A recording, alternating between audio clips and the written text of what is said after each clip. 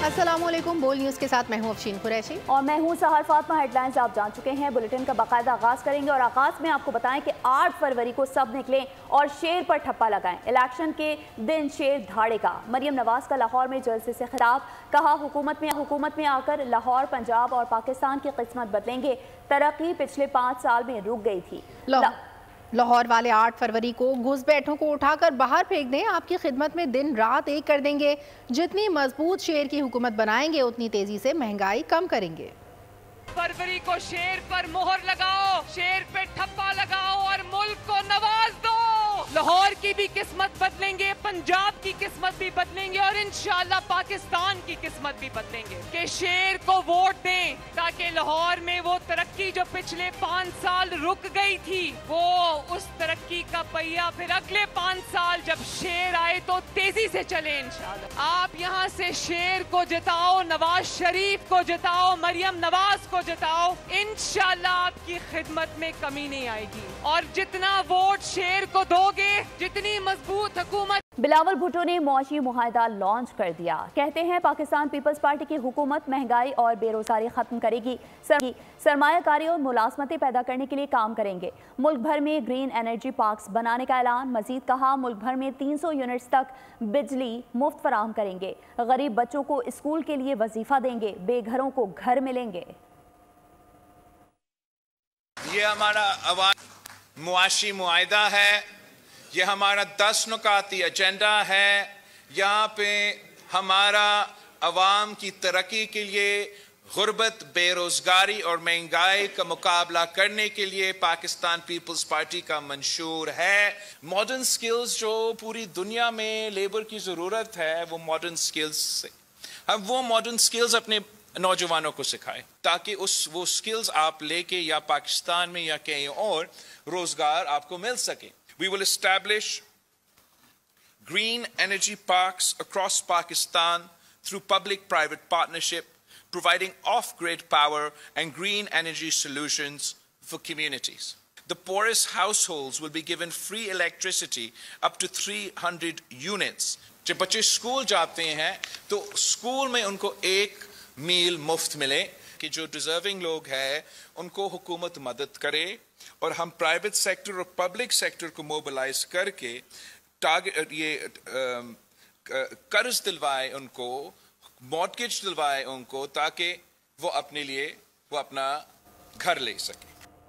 हुकूमत ने supreme court के जजेस के खिलाफ सोशल मीडिया पर गुमराहकुन मुहिम की रोकथाम के लिए JIT तश्कील दे दी है। JIT जजेस के खिलाफ किरदार कशी मुहिम की तहकीकात करेगी। मुल्जिमान के खिलाफ 2 हफ्ते में चालान भी पेश करेगी।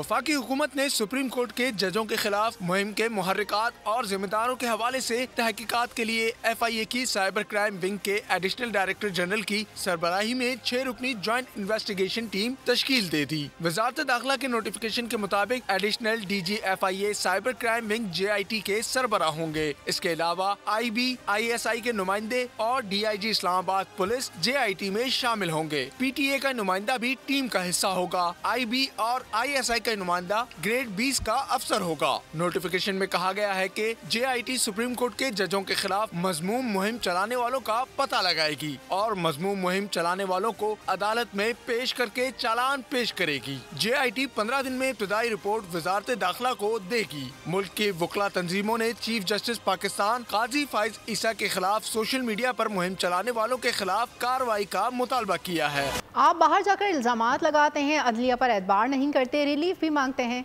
चीफ जस्टिस काजी फाइज ईसा का PTI वकील से मुकालमा। लतीफ खोसा की बानी PTI की तोशाखाना नाअहली के खिलाफ दरखास्त मुकर्रर करने की इस्तदा।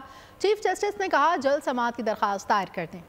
अदलिया पर एतबार नहीं, रिलीफ भी मांगते हैं, बाहर जाकर आप पर इल्जामात लगाते हैं। चीफ जस्टिस काजी फाइज ईसा की PTI वकील की सरजनिश। लतीफ खोसा तोशाखाना केस में नाअहली के खिलाफ दरखास्त लेकर सुप्रीम कोर्ट पहुंचे। चीफ जस्टिस काजी फाइज ईसा ने मुकालमे में कहा, एक तरफ अदलिया पर आप एतबार नहीं करते, दूसरी तरफ रिलीफ भी मांगते हैं, बाहर जाकर इल्जामात लगाते हैं।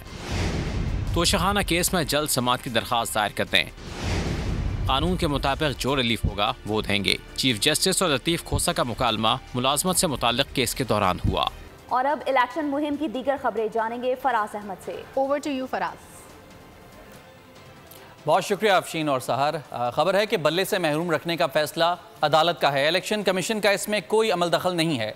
तौहीन इलेक्शन कमीशन में मेंबर बलूचिस्तान का पीटीआई वकील से मुकालमा, कहा कि जेल में मौजूद हूँ और इस पर खामोश रहे, बहुत कुछ कर सकते थे। समात 24 जनवरी तक मुलतवी कर दी गई। तहरीक इंसाफ से बल्ला इलेक्शन कमीशन ने नहीं छीना, अदालत का फैसला है। आप हमें गालियां निकालें तो हम आगे से कुछ ना करें। तौहीन इलेक्शन कमीशन केस में मेंबर इलेक्शन कमीशन का पीटीआई वकील से मुकालमा। मेंबर सिंध बोले तो आप इंतखाबी अमले पर हमले क्यों करते हैं? आप बंदूक से आह करते हैं। जेल में जो हुआ इस पर खामोश रहे, बहुत कुछ कर सकते थे। पीटीआई वकील का लेवल प्लेइंग फील्ड न मिलने का वावेला, कहा यह सियासती है, हमें लेवल प्लेइंग फील्ड भी नहीं मिल रही। तौहीन इलेक्शन कमीशन की भी कार्रवाई की जा रही है। समात इलेक्शन के बाद तक मुलतवी करने की इस्तदा, कहा रहीम यार खान में 150 लोगों पर पर्चे काट दिए गए। मजीद समात 24 जनवरी तक मुलतवी कर दी। हाई कोर्ट की जानिब से इंतखाबी निशान तब्दील होने के मामले पर इलेक्शन कमीशन ने इजलास बुला लिया, जिसमें अदालती फैसलों का जायजा लिया गया। ब्रीफिंग में बताया गया कि बैलेट पेपर्स की छपाई का अमल शुरू हो गया है। ज़राए के मुताबिक अगर निशान तब्दील हुए तो EC मुतालिका हल्कों से इलेक्शन मुलतवी कर सकता है। ECP गुज़िश्ता इलेक्शन से 1/3 ज़्यादा बैलेट पेपर्स छाप रहा है। इलेक्शन कमीशन के पास बैलेट पेपर्स छपाई के लिए ज़्यादा मोहलत नहीं। इंतखाबी निशान तब्दील किए गए तो वक्त पर इंतजाम मुकम्मल करना मुमकिन नहीं होगा। कल रात 9 बजे तमाम लिस्टें फाइनल कर लेंगे। 8 फरवरी को फतह पीटीआई की होगी। बैरिस्टर गौहर खान की अडयाला जेल के बाहर गुफ्तगू, कहा कि शेख रशीद से इलेक्शन के हवाले से इत्तेहाद नहीं हुआ था। शेर अफजल मरवत हमारा है, हमारे साथ रहेगा। पीटीआई के ओहदेदार और कारकुन इख्तलाफात में ना पड़ें। 9 बजे तक इंशाल्लाह ताला हम सारी लिस्टें फाइनल करके अपने वोटर सपोर्टर को इंशाल्लाह ताला अपने वेबसाइट पे फाइनली डिस्प्ले कर लेंगे। 8 फरवरी को इंशाल्लाह फतह आपकी होगी। आप मुतहद रहे, अपने वोटर की पहचान करें, अपने कैंडिडेट की पहचान करें और उनको कामयाब कराएं। शेख रशीद साहब के साथ हमारा पहले इतिहाद था और इतिहाद पार्लियामेंट के वक्त तक था। उसके साथ इलेक्शन से रिलेटेड कोई इतिहाद हमारा नहीं हुआ था कि हमारा इतिहाद तो हमारा, उसके साथ एक इतिहाद नहीं था। और हमने पहले भी अनाउंस किया था कि हम हर कंस्टिट्यूएंसी पे हमारे कैंडिडेट कंटेस्ट करेंगे। देखिए वो हमारा है, हमारे पास है, हमारे साथ रहेगा इंशाल्लाह ताला और हमारा कैंडिडेट है और वो वहाँ लकी मरवत से इंशाल्लाह इलेक्शन लड़ेगा भी और जीतेगा भी इंशाल्लाह ताला। आपस की जो तजादात है और इख्तिलाफात है इसको इशू ना बनाएं। अगर आप ज़ाती इशू में लगेंगे तो आवाम का एक लार्जर इंटरेस्ट हमारे पास पड़े। अगर आपका ज़ाती इख्तिलाफ है, to keep it to yourself, party shall stand united and the party recognises everyone. और खबर है कि पीपल्स पार्टी के रहनुमा शर्जील मेमन लाहौर पहुंच गए। बिलावल भुट्टो जरदारी की मुहिम चलाएंगे। चेयरमैन पीपल्स पार्टी NA हल्का N 127 से इलेक्शन लड़ रहे हैं। उनके मद्दे मुकाबिल नून लीग के अता तारड़ हैं आसिफ अली जरदारी कल NA 127 में इंतखाबी दफ्तर का इफ्तिताह करेंगे। NA 127 से नून लीग की इंतखाबी मुहिम जोरों पर है। अता तारड़ कहते हैं कि कराची में कूड़े के ढेर लगे हुए हैं, पीपल्स पार्टी का कोई एजेंडा नहीं। सवाल उठाया, क्या आपने कराची के मसाइल हल कर दिए हैं जो लाहौर का रुख कर लिया है? बिलावल भुट्टो जरदारी साहब इलेक्शन कंटेस्ट कर रहे हैं, जिनके पास बात करने को कोई नहीं है, जिनका एजेंडा कोई नहीं है, जिन्होंने 15 साल सिंध पर हुकूमत की, तो आज कराची में हमारे प्यारे शहर में जो कूड़े के ढेर लगे हैं या जहां पे वाटर टैंकर माफिया पानी फराहम करता है साहिल समुंदर पे होने के बावजूद, तो क्या आपने कराची के तमाम मसाइल हल कर दिए? क्या आपने लाहौर का रुख कर लिया? तो आप कैसे ये तवक्को रखते हैं कि आप लोगों के मसाइल हल करेंगे? आसिफा भुट्टो की कराची में मसरूफियात। दौरा मलीर और इब्राहिम हैदरी में कहा कि मुफ्त तालीम, नौकरियां चाहते हैं तो मेरे भाई बिलावल का साथ दें। 8 फरवरी को भुट्टो और बेनज़ीर के निशान तीर पर मोहर लगाकर अवाम के पाकिस्तान की बुनियाद रखें। उन्होंने बिलावल भुट्टो के मंशूर को अवाम दोस्त करार दे दिया। अगर आप चाहते हैं कि आपकी परफॉर्मेंस दुगनी हो तो फिर आप बिलावल के साथ दें। अगर आप चाहते हैं कि आपको 300 यूनिट मुफ्त बिजली मिले तो फिर पाकिस्तान पीपल्स पार्टी को कामयाब करें। अगर आप चाहते हैं कि आप 30 लाख घर बने तो फिर बिलावल को कामयाब करें। अगर आप चाहते हैं कि गुर्बत को खात्मा हो और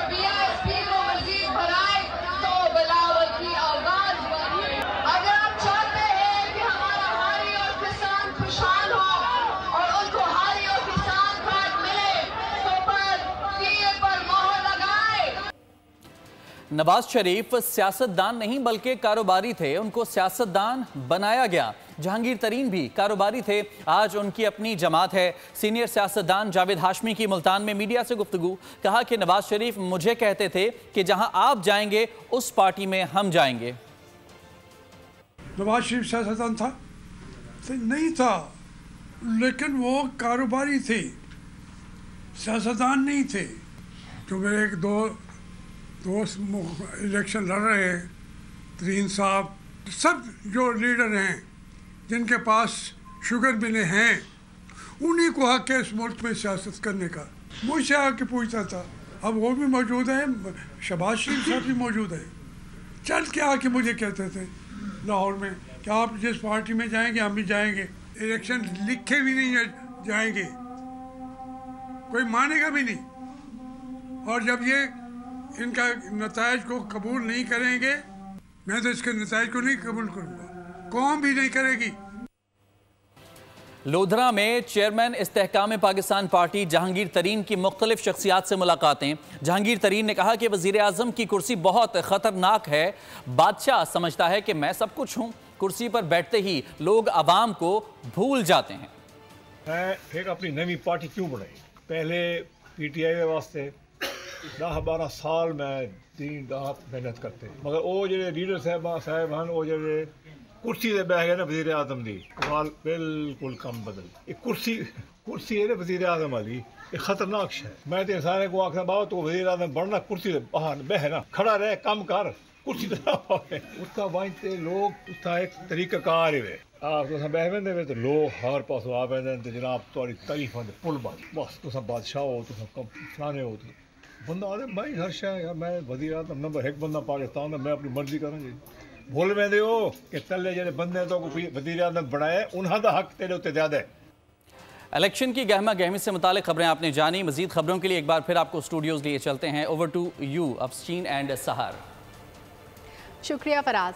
आगे बढ़ें और आपको बताएं कि अमीर जमात इस्लामी पाकिस्तान सिराजुल हक ने कहा है कि मार्शल लॉ हो या जमहूरी दौर, ये चंद करप्ट टोला हर दौर में अवाम पर मुसल्लत रहा है। इसकी वजह से बदअमनी है, मईशत तबाह है, बेरोजगारी है, जुल्म और जिल्लत का दौरा है। जमात इस्लामी हर कीमत पर 8 फरवरी को इलेक्शन का इनेकाद चाहती है, पूरे जज्बे के साथ इलेक्शन की तैयारी कर रहे हैं।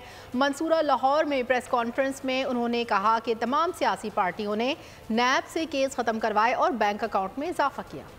ये कि नैब का बुनियादी मकसद करप्ट लोगों का एहतसाब करना है। हमने मादी में देखा है कि उन्होंने खुद प्ली बार्गेनिंग के नाम पर करप्ट लोगों के साथ, करप्ट सियासतदानों के साथ कुछ लो और कुछ दो की उसूलों पर अमल किया। और यही वजह है कि आज पाकिस्तान पर 80,000 अरब का कर्जा है। तो इन पार्टियों की वजह से जो एक बार फिर मैदान में, गली और कूचों में, चौक और चौराहों में वोट मांगने आए हैं कि हम एक और बारी दे दे, तो यही चंद लोग हैं गुज़श्ता कई आशरों से मुसल्लत है। अब ये कारकर्दगी दिखाने के काबिल नहीं है। कोई कहते हैं मैं 4थी बार वज़ीर आज़म बनना चाहता हूँ, किसी का बयानिया यही है कि मेरी माँ भी वज़ीर आज़म थी, मेरा वालिद भी सदर पाकिस्तान रहे हैं, मेरा नाना भी वज़ीर आज़म रहे हैं, अभी हक है। तो मैं आपसे पूछना चाहता हूँ कि गरीब की बारी कब आएगी? नून लीग कोयटा से 4 नशिस्तें जीत सकती है, 3 कन्फर्म्ड हैं, 4थी के लिए कोशिश कर रहे हैं। लीगी रहनुमा ज़र खान मंदोखेल की बोल से बातचीत, कहा 8 फरवरी का सूरज नून लीग की कामयाबी के साथ तुलू होगा।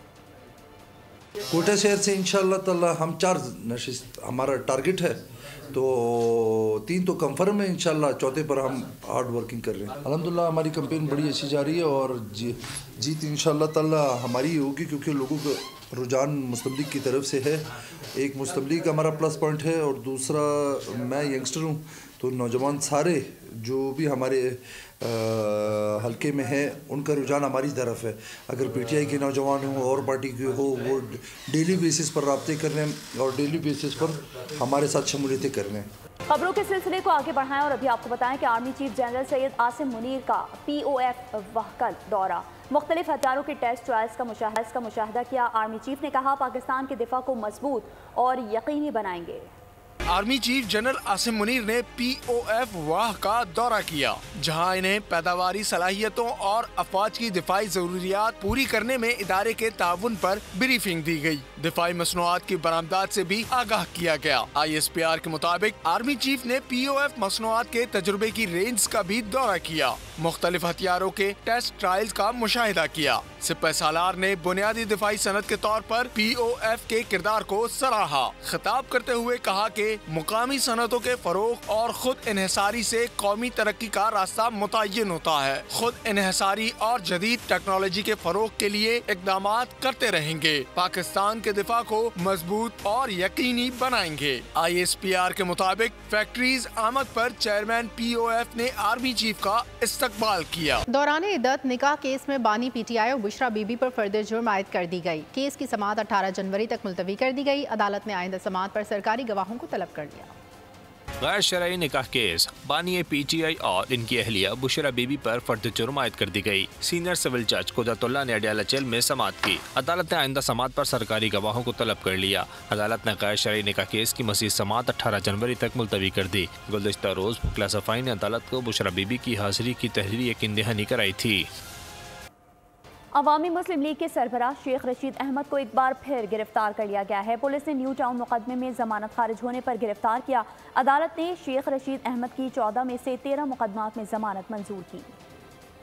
शेख रशीद की 14 में से 13 मुकदमात में जमानत मंसूर, 1 में खारिज। पुलिस ने कमरा अदालत से गिरफ्तार कर लिया। अवामी मुस्लिम लीग के सरबराह की 9 मई के वाक़े पर थाना न्यू टाउन में जलाओ घिराव और हसास इमारत पर हमले की मनसूबाबंदी के मुकदमे में जमानत खारिज की गई। गिरफ्तारी के बाद पुलिस शेख रशीद को अपने साथ ले गई। इनके वकील का कहना है कि शेख रशीद को पुलिस हिरासत में दे दिया गया है, लेकिन पुलिस को इन्हें कर अदालत में पेश करना होगा। साबिक वज़ीर दाखिला शेख रशीद और भतीजे राशिद शफीक के खिलाफ सालिया 9 मई के हवाले से 12 मुकदमात दर्ज हैं, जिनमें पुलिस ने गिरफ्तारी मांग रखी है। लेवल प्लेइंग फील्ड की बात की तो कुछ लोगों ने एवन फील्ड समझ लिया। पीपल्स पार्टी को कभी फेवर नहीं मिला, हमेशा मुश्किल हालात में ही हुकूमत बनाई।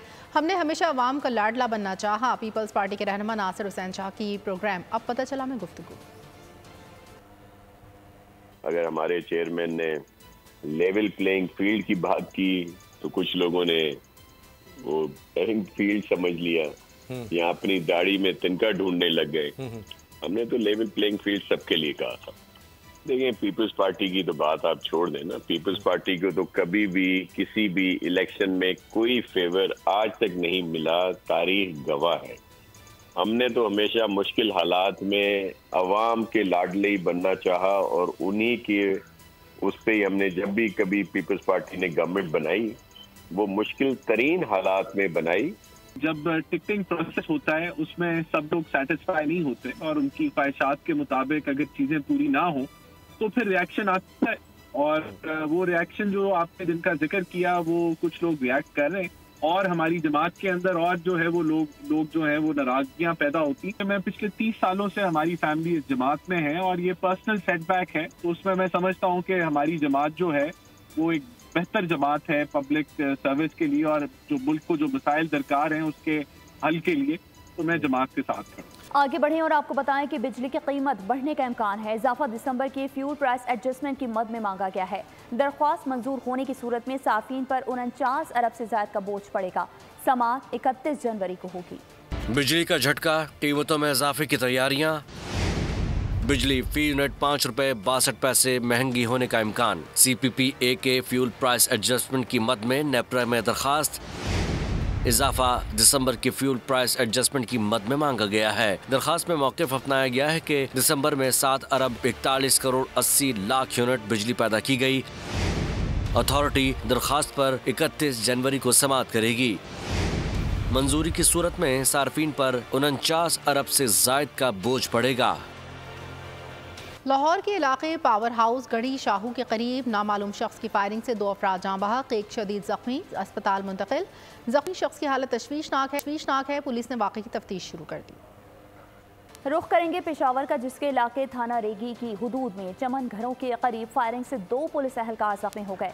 दोनों जख्मी पुलिस एहलकारों को लेडी रीडिंग अस्पताल मुंतकिल कर दिया गया। एक एहलकार शदीद जबकि दूसरा मामूली जख्मी है। वाक़े की मजीद तफ्तीश शुरू कर दी गई है।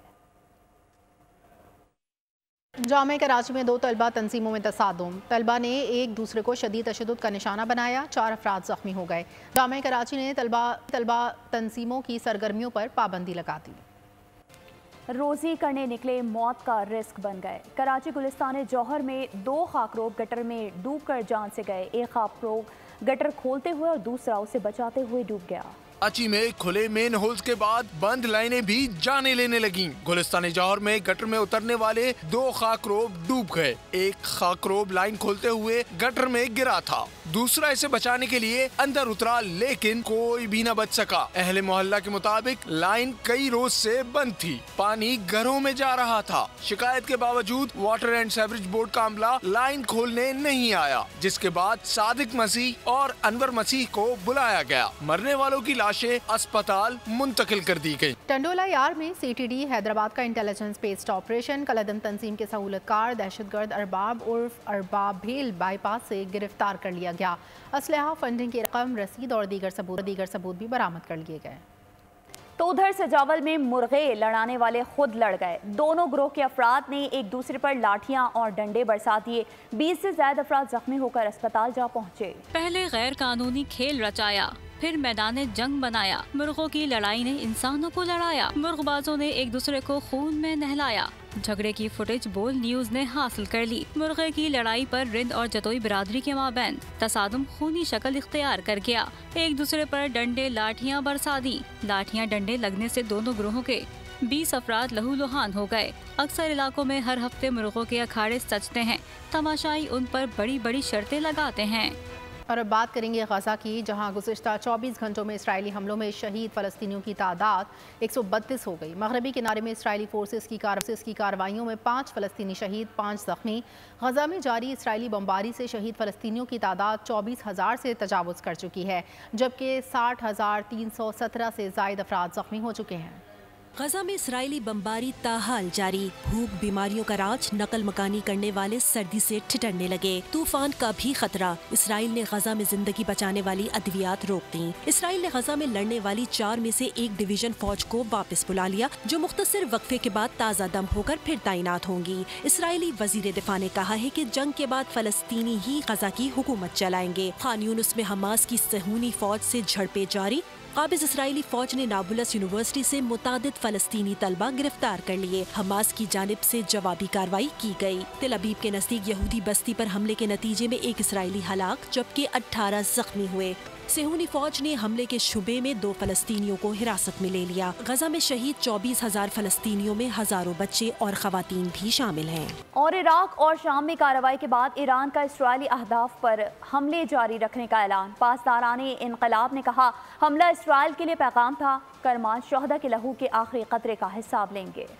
ईरान का इसराइली अहदाफ के खिलाफ ऐलान जंग। इराक हमलों के बाद कार्रवाइयाँ जारी रखने का ऐलान कर दिया। पासदारान इनकलाब के मुताबिक इराकी कुर्दिस्तान में मूसाद के हेडक्वार्टर को बैलिस्टिक मिसाइल से निशाना बनाया। यह हेडक्वार्टर अमरीकी कौंसल खाने के साथ वाक़ था। ईरान ने गुज़िश्ता माह शाम में 3 पासदारान इनकलाब कमांडर्स की शहादत का बदला लेने का भी ऐलान किया। शाम में दाइश पर होने वाला हमला ईरान की जानिब से किया गया सबसे तवील हमला करार दिया जा रहा है। मिसाइल जनूबी ईरान से फायर किए गए, जो तकरीबन 1200 किलोमीटर दूर हदफ पर जा लगे। ईरानी अस्करी सराय की जानिब से जारी बयान में कहा गया है कि ईरान से इसराइल का फासला भी इतना ही है। यह हमला इसराइल के लिए पैगाम था। उधर शुमाली इराक में अमेरिका ने 3 ड्रोन मार गिराने का दावा किया। ईरानी हमलों पर रद्द-ए-अमल देते हुए तर्जुमान अमेरिकी महकमा खारजा ने कहा, ईरानी हमलों की मसम्मत करते हैं। इन हमलों से अमेरिकी तंसीबात को नुकसान नहीं पहुँचा। यमन के हौसी जंगजुओं ने बहरे अहमर में एक अमरीकी मालबरदार जहाज पर मिसाइल हमला किया है, जिसके बाद जंग फैलने के खदशात मजीद बढ़ गए। कतर ने कहा है कि वो अपना तेल और गैस बहरे अहमर के रास्ते बरामद नहीं करेगा।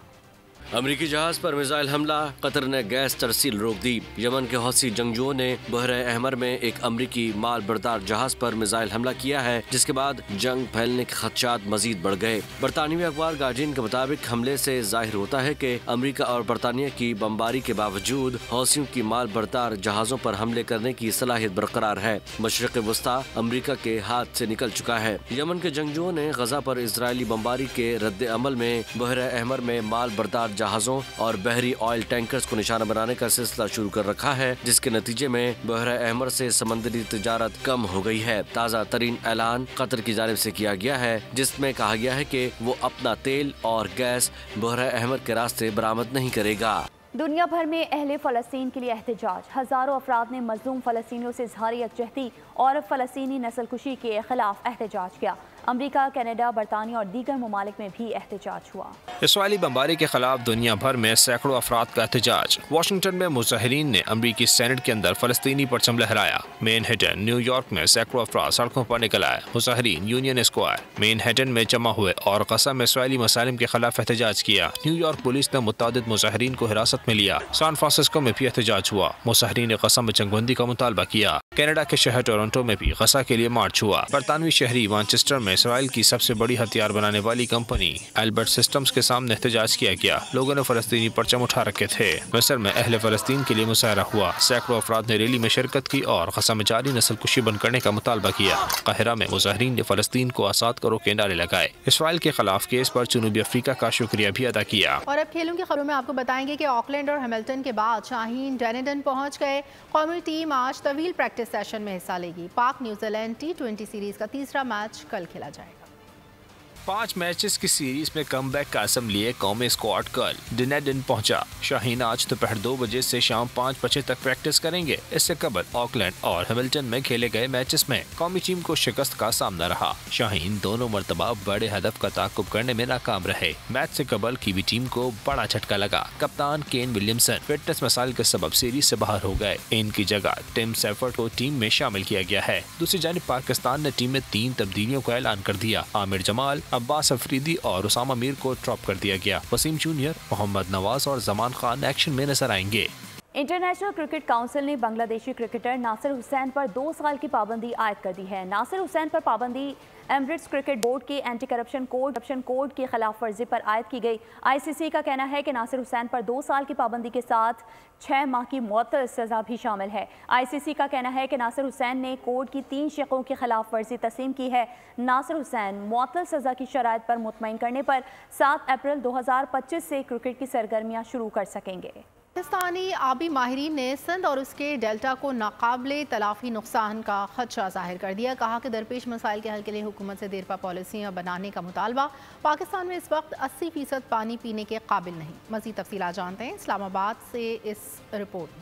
पाकिस्तान में पीने का साफ पानी खत्म होने के करीब आबी माहिरीन ने बड़े खतरे की घंटी बजा दी। इस्लामाबाद में नेशनल वाटर कॉन्फ्रेंस का इनेकाद किया गया। चीफ इंजीनियर सिंध एरीगेशन जरीफ खेड़ो ने कहा इंडस डेल्टा को शदीद खतरात लाहक है। सिंध के इस डेल्टा के लिए, ये इंडस के डेल्टा के लिए भी सबको मिलकर काम करना चाहिए और उसकी वहाँ तक पानी की और जो सेडिमेंट का जो वहाँ पहुँचना बहुत लाजमी है, उसके लिए एफर्ट्स लेने चाहिए। CEO हुसैन जरवार ने काश्तकारों के हक में आवाज बुलंद कर दी।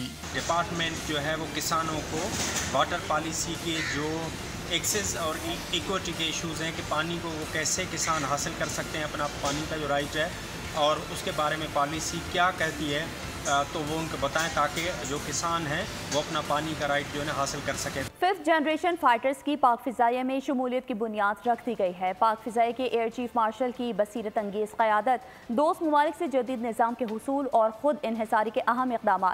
5th जनरेशन स्टेल्थ फाइटर तैयारे मुल्क के नाकाबिल तस्ख़ीर दिफा को यकीनी बनाने में अहम किरदार अदा करेंगे। पाक फ़िज़ाइया के एयर चीफ मार्शल की बसीरत अंगेज़ क़यादत, दोस्त ममालिक से जदीद निज़ाम के हुसूल और ख़ुद इन्हिसारी के अहम इक़दामात।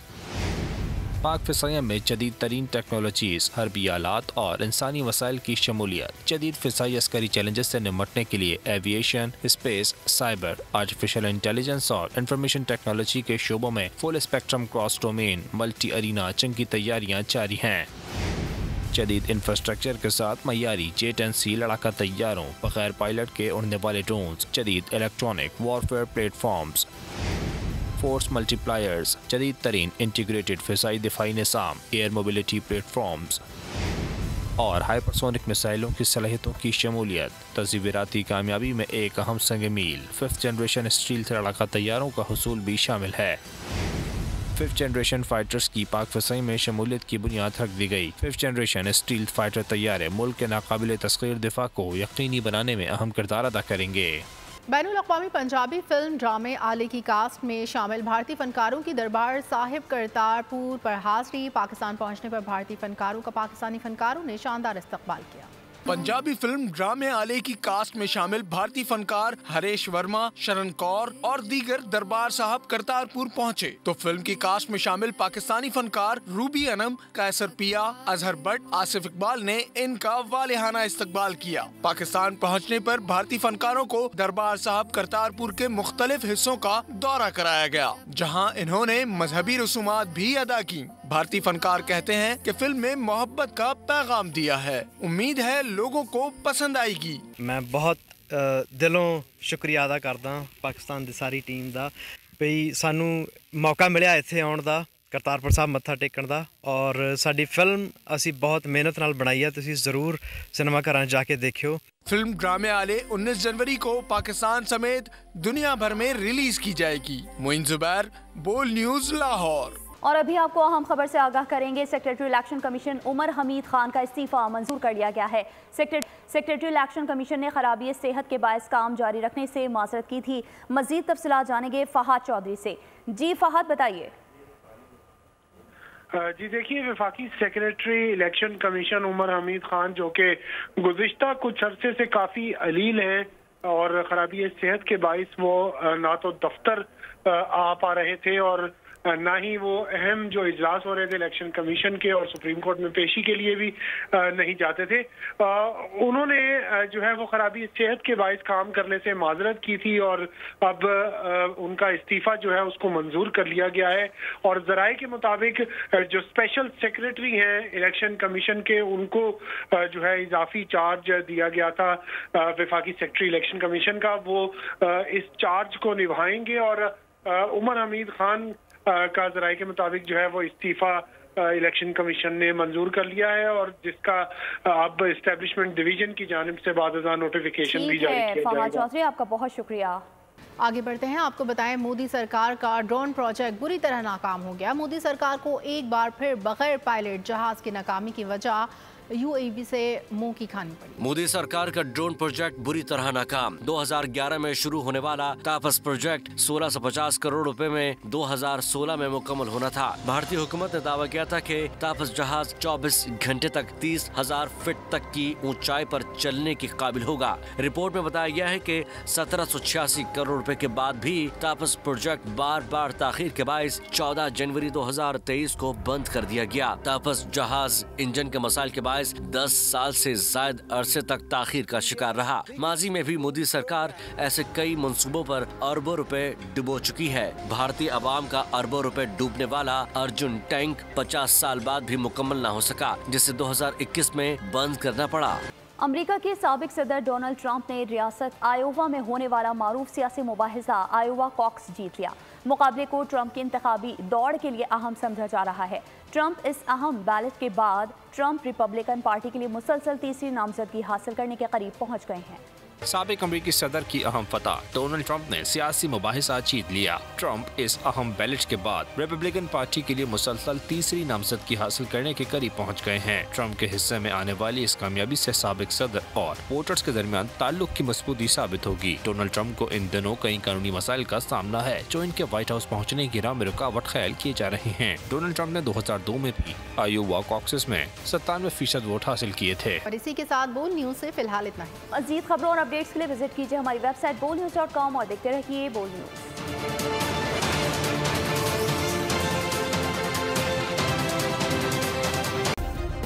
सब्सक्राइब करें और बेल दबाएं ताकि कोई खबर रह न जाए।